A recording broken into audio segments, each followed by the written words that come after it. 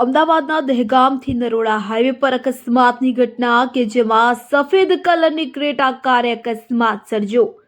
અવારનવાર અકસ્માતોની ઘટના સામે આવે છે ત્યારે વધુ એક ઘટના સામે આવી છે। દહેગામથી નરોડા હાઈવે પર અકસ્માતની ઘટના સર્જાઈ છે। ડિવાઈડર કૂદી ગાડી રોંગ સાઈડ પર જઈ બે એક્ટિવા સવાર યુવકોને કચડ્યા તો ક્રેટા ચાલકે એક્ટિવા ચાલકને ટક્કર મારી।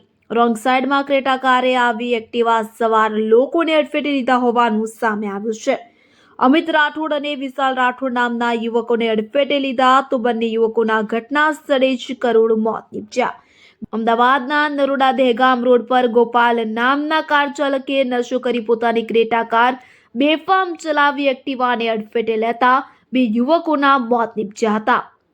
કાર એટલી સ્પીડમાં હતી કે ડિવાઈડરની જગ્યાએ મૂકેલા પથ્થર પર ઉછળીને રોડની બીજી તરફ જતી રહી હતી। સામેથી આવી રહેલા એક્ટિવાને ટક્કર મારતા બંને યુવકોના ઘટના સ્થળે જ મોત નીપજ્યા હતા। રાજ્યમાં એક તરફ બેફામ વાહન ચાલકોનો ત્રાસ સતત સામે આવી રહ્યો છે તો બીજી તરફ અકસ્માતના બનાવો પણ સતત વધી રહ્યા છે। આ દરમિયાન થોડા દિવસ પહેલા એસજી હાઈવે પર એક કાર ચાલકે સાયકલ પર જતા ડોક્ટરને અડફેટે લીધા હતા અને ઈજાઓ પહોંચાડી હતી। હવે નરોડા દહેગામ હાઈવે પર પૂરપાટ ઝડપે જતી કારે બે લોકોના જીવ લીધા હોવાનો બનાવ બન્યો છે। ડિવાઈડર કૂદીને ક્રેટા કારે એક્ટિવાને અડફેટે લેતા બે યુવકના ઘટના સ્થળે જ મોત નીપજ્યા હતા। નરોડા દહેગામ રોડ પર ગોપાલ નામના ચાલકે નશો કરી પોતાની ક્રેટા કાર બેફામ ચલાવી એક્ટિવાને અડફેટે લેતા બે યુવકોના મોત નીપજ્યા। કાર એટલી સ્પીડમાં હતી કે ડિવાઈડરની જગ્યાએ મૂકેલા પથ્થર પર ઉછળીને રોડની બીજી તરફ જતી રહી હતી। સામેથી આવી રહેલા એક્ટિવાને ટક્કર મારતા બંને યુવકોના ઘટના સ્થળે જ મોત નીપજ્યા હતા। ત્યારે લોકોએ અકસ્માત સર્જનાર ગોપાલ નામના ડ્રાઈવરને લોકોએ ઝડપી મેથી પાક ચખાડ્યો હતો। નશાની હાલતમાં રહેલા ગોપાલને જ્યારે લોકોએ સવાલ કર્યા તો તેને દારૂ પીધો હોવાનો સ્વીકાર કર્યો હતો અને કહ્યું કે જે હકીકત હોય તે જણાવવી પડે। ત્યારે આ સમગ્ર મામલે પોલીસે કાર ચાલકને ઝડપી તપાસનો ધમધમાટ શરૂ કર્યો છે। કણભા પોલીસ સ્ટેશન ખાતે તારીખ 1/12/24ના રોજ એક ટેલિફોન વર્દીના આધારે ગુનો નોંધવામાં આવેલો છે, જે BNS કલમ 105, 281, 125B તેમજ MB એક્ટ 177, 184 મુજબ લેવામાં આવેલો છે।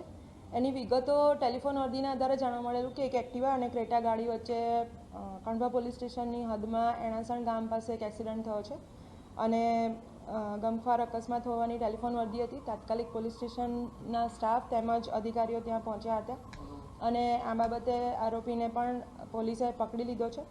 એક્ટિવા ચાલક જે છે જે ગાંધીનગરના ખાતેના દહેગામ પાસેના જ રાઠોડવાસ વાસણા ખાતેના રહેવાસી છે અને તેઓ નરોડા પાસેથી પરત જતા હતા। અમિતભાઈ જે ચાલક છે એ અને એમની પાછળ બેઠેલા વિશાલભાઈ, તો એક્ટિવાના બંને જે ચાલક અને એની પાછળના વ્યક્તિ છે એ બંનેનું ફેટલ અકસ્માતમાં મૃત્યુ નીપજ્યું હોવાનું જાણવા મળેલ અને આ બાબતે વધુ જાણકારી મેળવતા ખ્યાલ આવેલ કે એક્ટિવાની સાથે જે ગાડીનો અકસ્માત થયો છે તે ઓપોઝિટ સાઈડથી આવતી હતી અને ક્રેટા ગાડી હતી અને આ ગાડીનો માલિક છે જે ચાલક નિતેશ ઉર્ફે ગોપાલભાઈ રમેશભાઈ પટેલ, જે એ પણ દહેગામની હદમાં એનું ખેતર ધરાવે છે અને નરોડા પાસે એનું ઘર છે ત્યાં જતો હતો અને એ દરમિયાન એની ગાડી સંતુલન ગુમાવતા રોડની ઓપોઝિટ સાઈડ ડિવાઈડર થી છટકીને સામેની સાઈડ જતાં એક્ટિવા સાથે ભટકાયેલી હતી અને એક્ટિવાની ઉપર ગાડી આવી જતાં બંને જે એક્ટિવા સવાર છે એ લોકોનું મૃત્યુ થયેલું છે। આ બાબતે આરોપીને તુરત જ પકડીને પોલીસે તપાસ હાથ ધરેલી છે। FSL તેમજ અન્ય ટીમ્સને પણ અહીંયા બોલાવવામાં આવેલી છે। આ બાબતે આરોપી નશો કરેલી હોવાનું પ્રાથમિક દૃષ્ટિએ જાણવા મળ્યું, જેના કારણે આ બાબતે MB એક્ટની પણ કલમો નોંધવામાં આવેલી છે અને આરોપીની મેડિકલ તપાસ તેમજ આ બાબતે એને કોઈ બીજી ઇન્જરી થઈ હોય તો તેની પણ વિગતો મેળવી એની દસ્તાવેજી પુરાવા એકઠા કરવાની હાલ કામગીરી ચાલુ છે।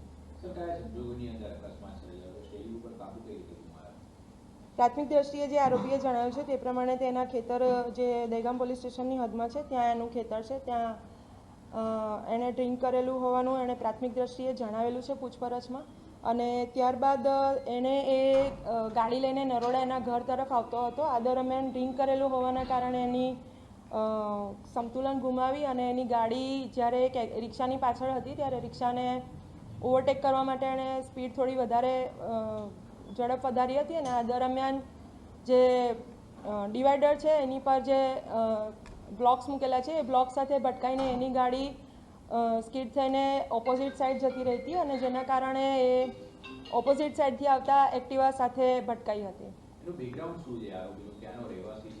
અકસ્માત થયો હોવાની વિગતો છે. જે ક્રેટા ગાડી પૂછપરછ કરતા જે ક્રેટા ગાડીની વિગતો છે એની ઉપર હાલ તપાસ ચાલુ છે. થાર ગાડીની વિગતો પણ એમાં એને કઈ રીતે એને યુઝ કરી છે એને માટે વિગતવાર ચકાસણી ચાલુ છે. આરોપીના લાયસન્સની પણ ચકાસણી ચાલુ છે અને જે ગાડી છે એની પોતાની માલિકીની હોવાનું પ્રાથમિક દ્રષ્ટિએ જણાવે છે. અને દહેગામ પોલીસ સ્ટેશનની હદમાં એનું ઝાંક ગામ ખાતે ખેતર છે અને એ ખેતરમાં એ ઘણી વખત જતો હોય છે અને એ દરમિયાન એ મોડી રાત્રે સાંજે જેવું ડ્રિંક કરીને ત્યાંથી નીકળ્યો હોવાનું જણાવેલ છે. મૂળ એ ખેડૂત હોવાનું હાલમાં પ્રાથમિક દ્રષ્ટિએ જાણવા મળેલ છે અને એની વધુ પૂછપરછ હાલ ચાલુ છે. આ બાબતે એક નાનકડી વાત એમની જે પણ કંઈક રજૂઆત હતી આરોપીની એને પણ ધ્યાને લેવામાં આવેલી છે અને એની પણ વિગતો હાલ ચાલુ છે.